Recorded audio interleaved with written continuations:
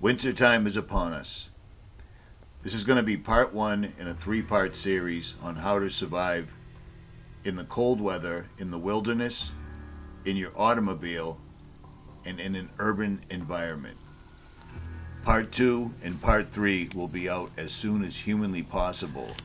I started with this one because it applies to part two and part three. If you can survive in the wilderness, you can survive pretty much anywhere. So keep that in mind. Hey, what's up, guys? Welcome back to another episode of Jailbreak Overlander. I'm Richie, and this is Jailbreak. It's winter. It's exponentially colder out than it was just 1 month ago. And it's snowing. Now, snow, ice, and cold weather offer an entirely different set of complexities to surviving. And I'm going to try to show you some of the ways that you can survive even when you're cold, wet, and perhaps stranded. So check this out.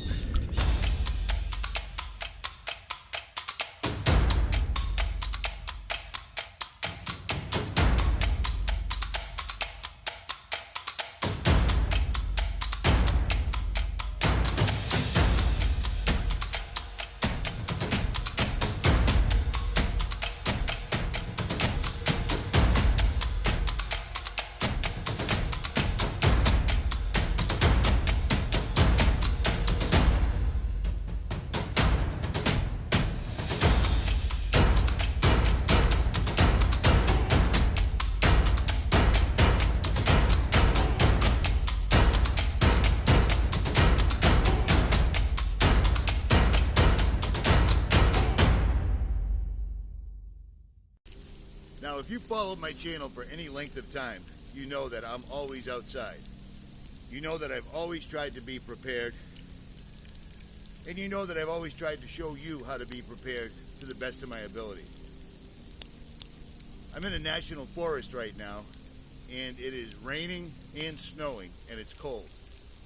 The number one thing that you can do to prepare yourself is to be aware of the weather conditions and to be aware where you're going, who knows where you're going, how long it's going to take, and what the weather is going to be.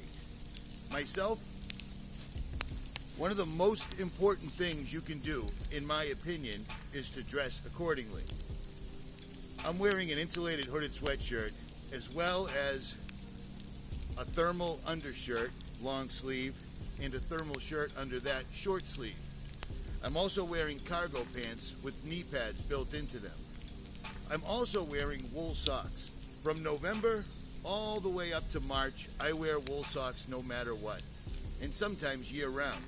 Wool socks, unlike cotton, wool shirts, wool undergarments, unlike cotton, have the ability to dry quickly, which can mean the difference between life and death. If you find yourself traveling, make sure if you're wearing dress shoes or high heels, make sure the vehicle you're in has a pair of waterproof or very warm shoes. I happen to wear Salomon Speedcross 4s, and these are Gore-Tex. Now couple those with the tread that's on the bottom,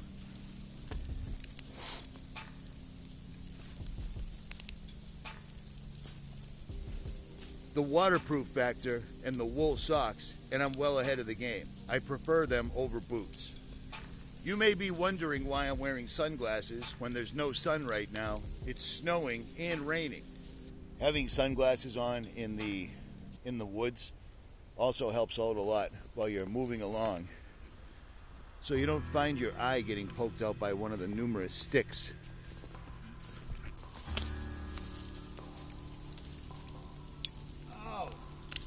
It's a thing called eye fatigue. When it snows out, the snow makes everything much brighter.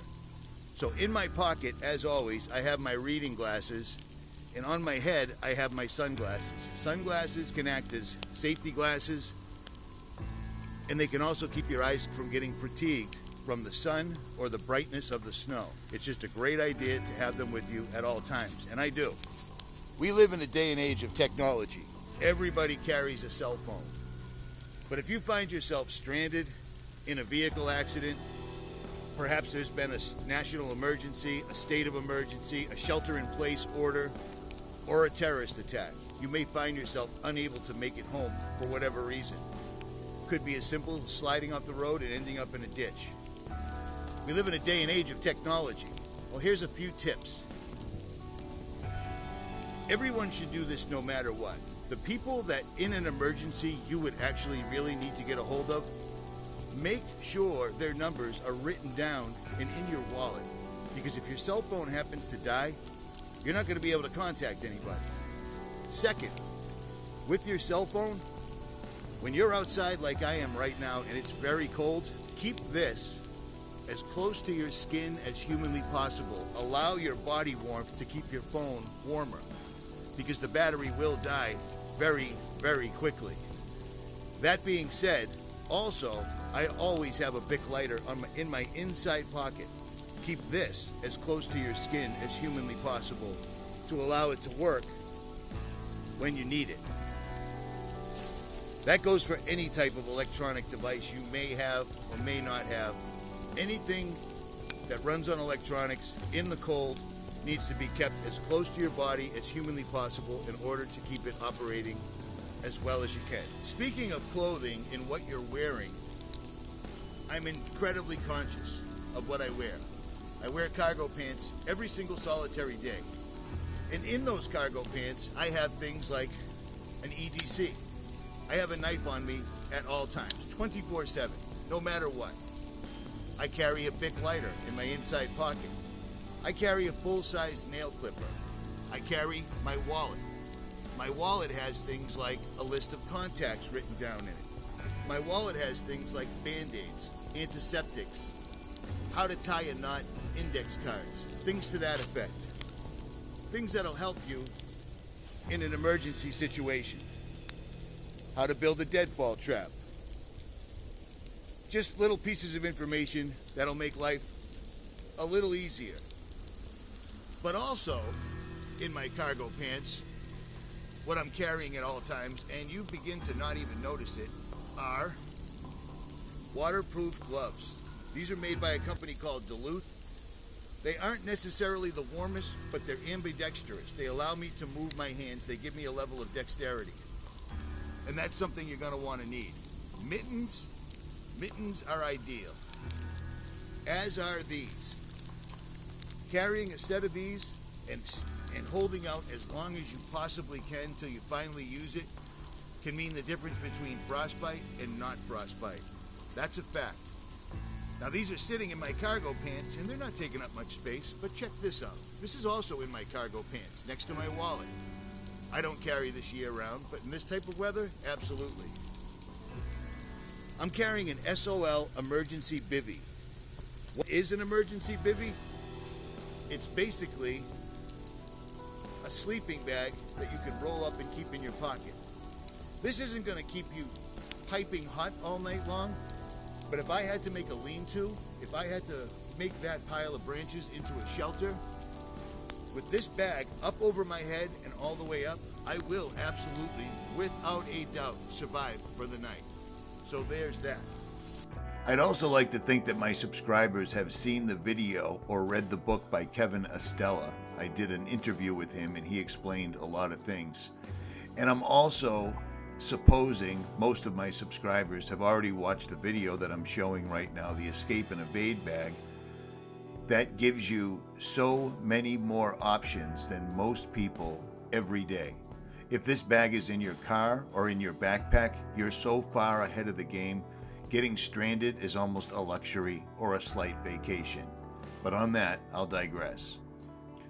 Also, the beauty of having cargo pants and the downfall of technology is batteries. The beauty of cargo pants is you can carry any one of these types of power packs. 20,000 milliamp hour, 30,000 milliamp hour, 10,000, a Goal Zero power pack.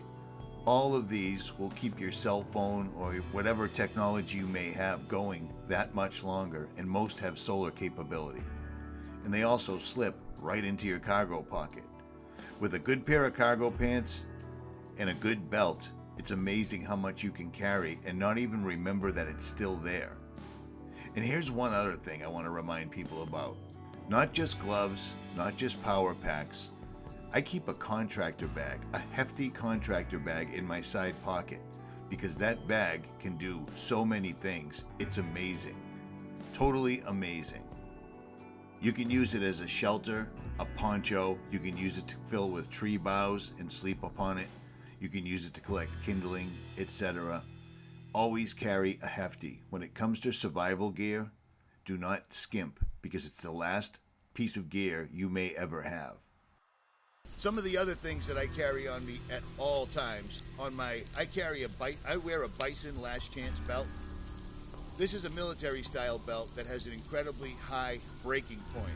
So if I needed to use it as a tourniquet, use it to save somebody that might have slipped down, something to that effect, it works. But mostly, it keeps things like my Leatherman Wave where I need it at all times.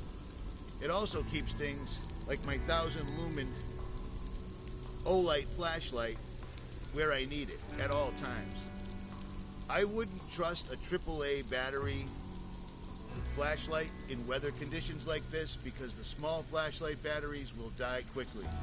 An 18650, again, kept as close to my skin as I can during this crisis that we find ourselves in, will last much longer.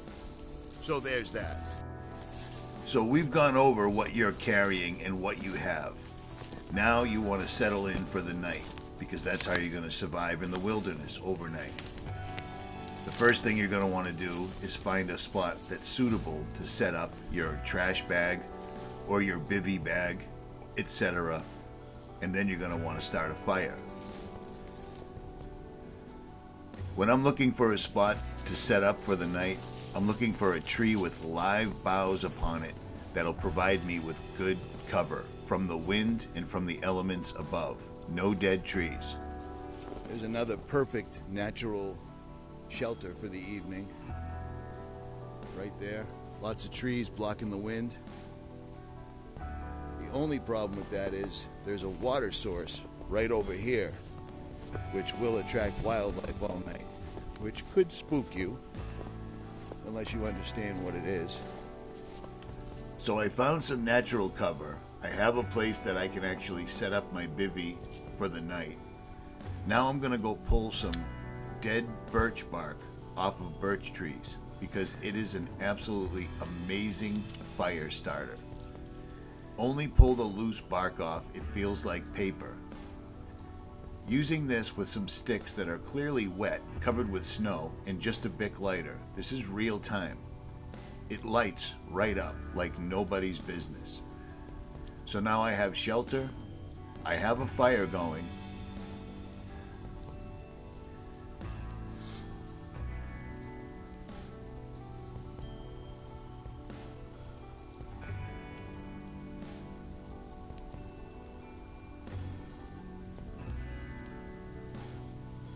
This is simply birch bark, straight off the tree.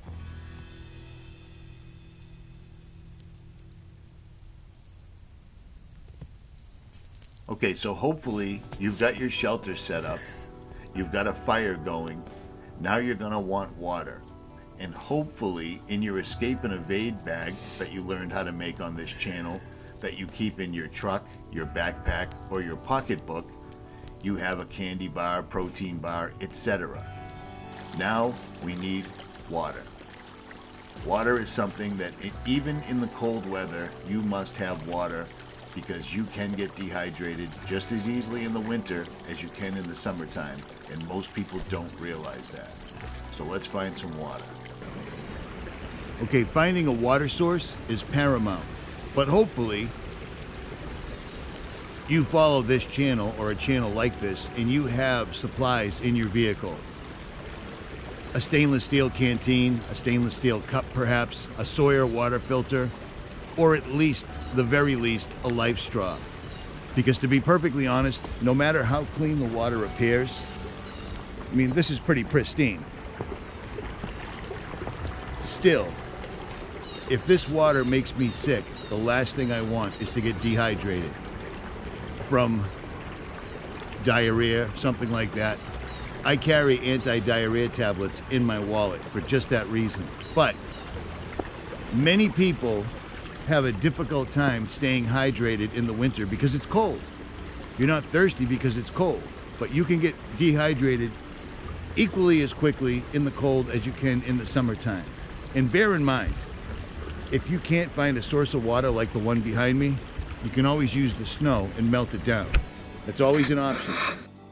So I hope this video helped. It just gave you enough tips to make it through a night or two. But I want you to understand, I'm glad you're watching this video. It means you want to learn. The video that I'm showing you, the Escape and Evade Go Bag video that I made, if you have one of these, it makes this survival situation more of a camping situation. That's why it's so important to do. The fact that I've had Kevin Estella on, the author of 101 Skills You Need to Survive in the Woods, as well as having him on a live stream, is important. He has a YouTube channel as well as a website, and links will be pinned in the comments. The time to learn this stuff is now, before you need it. At any rate, part 2 is coming soon. If you like this video, make sure you like, share, subscribe, and leave a comment below.